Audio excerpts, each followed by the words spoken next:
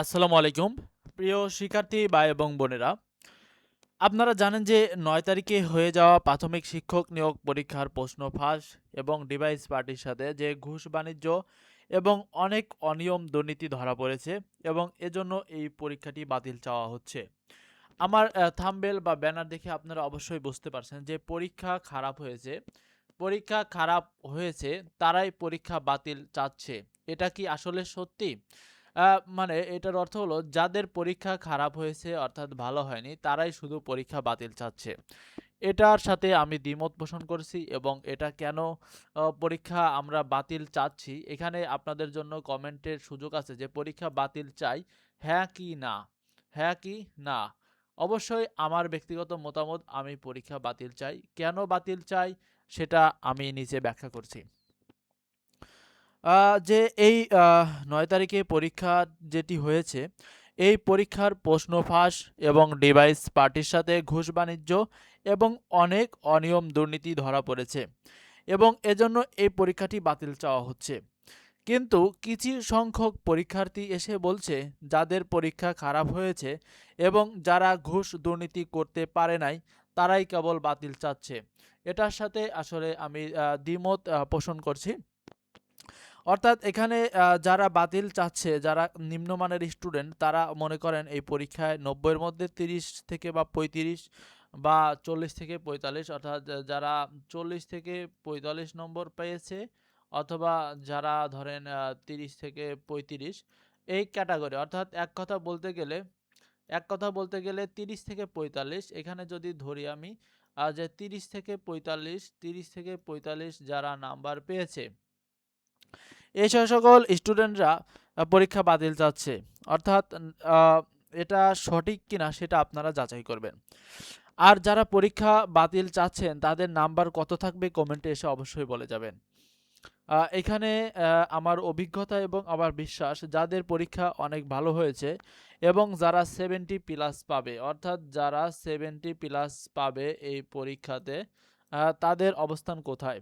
যারা 70 প্লাস নম্বর পাবে তারা এই দুর্নীতির সাথে জড়িত না থেকেও তারা অবশ্যই চাইবেন যে পরীক্ষাটি বাতিল হোক।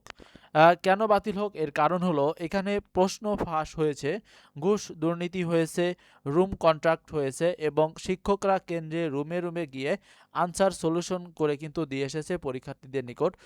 এগুলো আর তো কারো কাছে অজানা নয়। অর্থাৎ একজন ভালো স্টুডেন্ট ভালো নাম্বার পেয়েও কিন্তু পরীক্ষার্থীরা এই পরীক্ষাটি বাতিল চাবে, কারণ প্রশ্ন ফাঁস এটি একটি বড় অন্যায়। আর যেটা অন্যায় সেটা তো অবশ্যই অন্যায়, এর শাস্তি হওয়া অবশ্যই প্রয়োজন।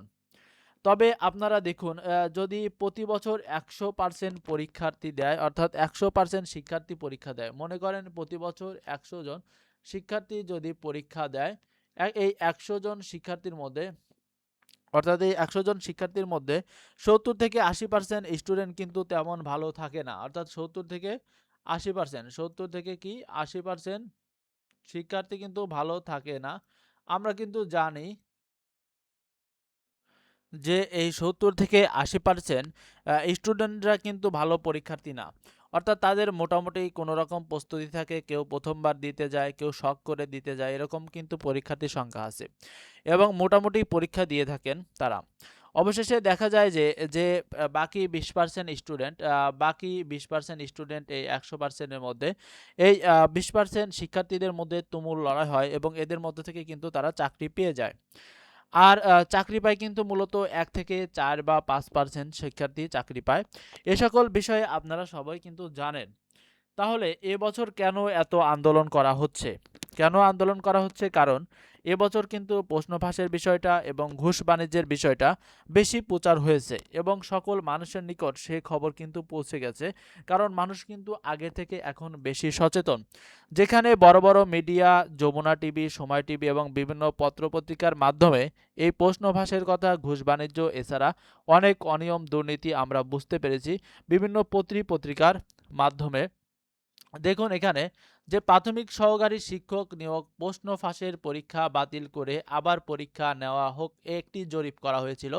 এখানে পরীক্ষা বাতিল করার পক্ষে হ্যাঁ ভোট পড়েছে ৭৯% এবং না ভোট পড়েছে ১৯%। এবং 2% ছিল তারা নিরপেক্ষ। এখানে কিন্তু এক জরিপ করেছে দৈনিক শিক্ষা পত্রিকা, অর্থাৎ এটি কিন্তু জরিপ করেছে। অর্থাৎ তাহলে আপনারা অবশ্যই বুঝতে পারছেন যে এই কর্তৃপক্ষ প্রথম থেকেই বলছে যে পরীক্ষাটি তারা স্বচ্ছভাবে নিয়েছে। কিন্তু আমরা বিভিন্ন পত্র-পত্রিকা, মিডিয়ার মাধ্যমে জেনেছি এবং সচরাচর দেখেছি যে এগুলো আসলে সত্যি, এবং ডিভাইস পার্টি যে অনেক ধরা পড়েছে এটাও কিন্তু সত্যি। কিন্তু এই কর্তৃপক্ষ বলছে পরীক্ষা তারা স্বচ্ছভাবে নিয়েছে, কিন্তু প্রশ্ন ফাঁস করে আবার এই কর্তৃপক্ষই বলছে পরীক্ষা প্রশ্ন ফাঁস হয়নি। কোনো কোনো ঘুষ বাণিজ্য হয়নি, এবং এরা বলছে যে পরীক্ষা স্বচ্ছ হয়েছে। এটা আসলে কিভাবে সম্ভব আমাদের বুঝে আসে না। আমি বলতে চাই, যদি স্বচ্ছ পরীক্ষা হয়েই থাকে তাহলে যারা ডিভাইস নিয়ে গিয়েছিল তারা কি ওইখানে গান শোনার জন্য গিয়েছিল? তারা কি রুমে অনুষ্ঠান করার জন্য রুম কন্ট্রাক্ট করেছিল? তারা কি শিক্ষকদের সাথে এমনি এমনি চুক্তি করেছিলেন যে আমাকে সলিউশন দিয়ে যান? এছাড়াও দিনাজপুর, নওগাঁ প্রায় বলতে গেলে সারা দেশের বিভিন্ন স্থানে প্রশ্ন ফাঁস ধরা পড়েছে, এবং যারা ঘুষ বাণিজ্য ধরা পড়েছে। এছাড়াও রাজনৈতিক প্রভাবও ধরা পড়েছে, সেটা আমরা দেখেছি। অর্থাৎ যারা ডিভাইস নিয়ে গেছে যাতে বাইরে থেকে তাদেরকে সঠিক উত্তরগুলো বলে দেওয়া হয়, কারণ প্রশ্ন ফাঁস হয়েছে বোঝাই যাচ্ছে। যেহেতু ঘুষ, দুর্নীতি, ডিভাইস পার্টি, রুম কন্ট্রাক্ট, এছাড়াও প্রশ্ন ফাঁস ইত্যাদি বিষয়গুলো ঘটেছে, কিন্তু যারা ভাবছেন যে আমি তো কোনো রকম দুর্নীতি ছাড়াই 60, 65, 70 পেয়েছি, এক কথায় ভালো পরীক্ষা দিয়েছি, তাহলে তো আমি আসলে পরীক্ষা বাতিল চাইবো না, কারণ আমার পরীক্ষা তো ভালো হয়েছে। কিন্তু চাকরি পাবে কারা? আপনার 100 জনের মধ্যে ম্যাক্সিমাম হলে 2% স্টুডেন্ট, অর্থাৎ 100 জনের মধ্যে 2 জন স্টুডেন্ট চাকরি পাবে।